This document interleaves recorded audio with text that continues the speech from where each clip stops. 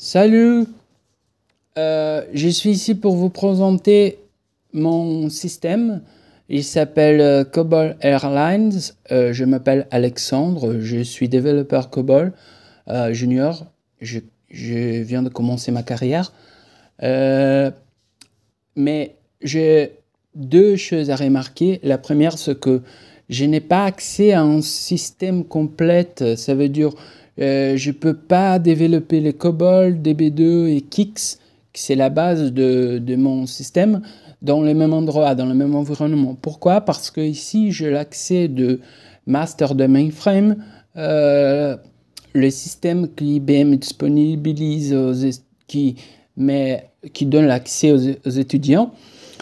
Et ici, j'ai l'accès à programmation COBOL aussi que le DB2.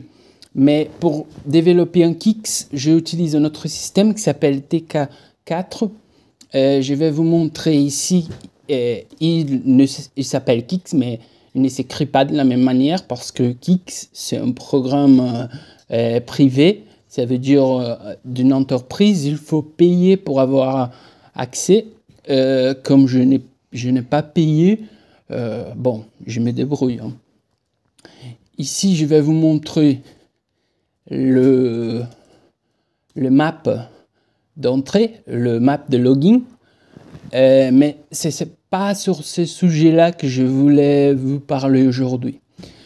Je voulais vous présenter les structures de ma base de données. Ici, vous voyez le diagramme entité-relationnement. Il y a trois tableaux principaux. Le premier, c'est les employés, après les vols et après les passagers. Pour les vols, il y a les départements. Pour les vols, il y a les airplanes et les aéroports. Pour les employés, il y a les départements. Pour les passagers, il n'y a pas une table spécifique attachée. Mais quand un passager va faire un achat, il va faire cet achat par le billet d'un employé. Après, cet achat va générer un ticket. Ce ticket, bien sûr, il aura l'ID, l'identification du passager aussi qui du vol. Pour faire la relation entre les employés, les employés et les vols, il y a le tableau équipage, il y a les tableaux shift. Bon, un équipage peut faire plusieurs shifts, un shift peut comporter plusieurs vols. Donc, par exemple, un équipage qui prend ces shifts-là, il va faire un vol Paris-Bordeaux, après Bordeaux-Lisbonne, et c'est ça. Donc, ces deux vols Paris-Bordeaux, Bordeaux-Lisbonne, ils auront les mêmes shift ID, d'accord? Mais les flight ID, ça va changer. Bon, à propos des notes nulles, presque tous les colonnes, les lignes sont notes nulles sauf manager. Ouais, pourquoi? Parce que manager, il vient du tableau employé. Donc, il est tableau employé, la colonne département ID, elle est note nulle. Donc, pour ajouter, si manager était note nulle, pour ajouter un département, il fallait mettre un manager. Mais cette personne-là, elle aurait été déjà attachée dans un département. Donc, ça aurait posé des problèmes pour manipuler les données, pour ajouter les informations sans casser l'intégrité des données. C'est pour ça que j'ai choisi de mettre note nulle dans ces colonnes-là de manager.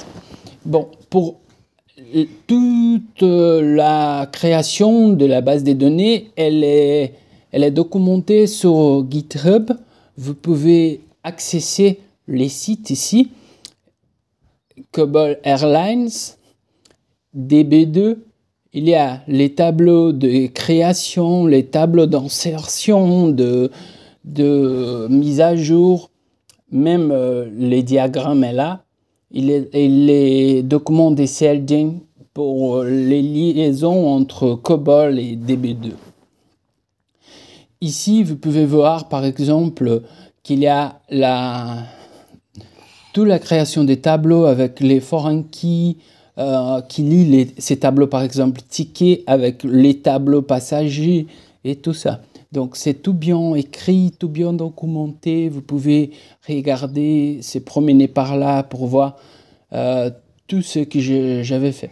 Après, je vais vous montrer dans une autre vidéo le programme que j'ai créé en COBOL pour faire l'insertion des données dans les tableaux employés, passagers et dupliquer et doubler les vols.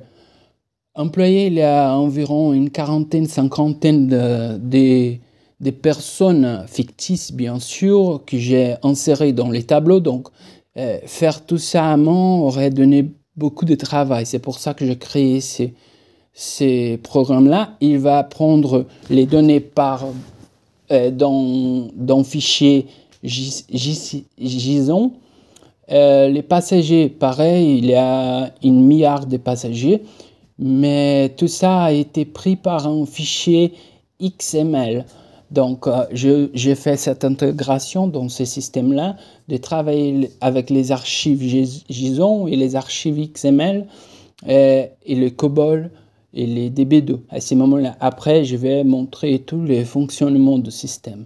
Merci, à la prochaine.